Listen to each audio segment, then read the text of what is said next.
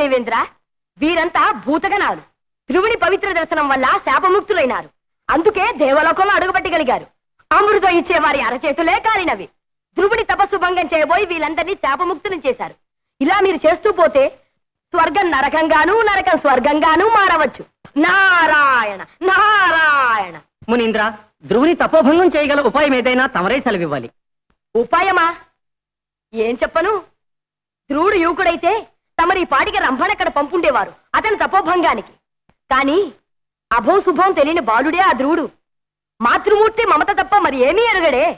బాగు ఆ మాతృమూర్తి రూపంలోనే అతని తపస్సు భంగం చెయ్యాలి.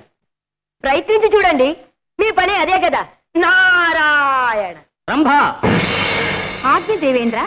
నీవు వెంటనే ధ్రువుడు తపస్సు చేయి చోటుకు వెళ్లి నీవు రంభవని తెలియకుండా అతని మాతృమూర్తి రూపంలోనే అతని తపస్సు భంగం చేయడానికి ప్రయత్నించు.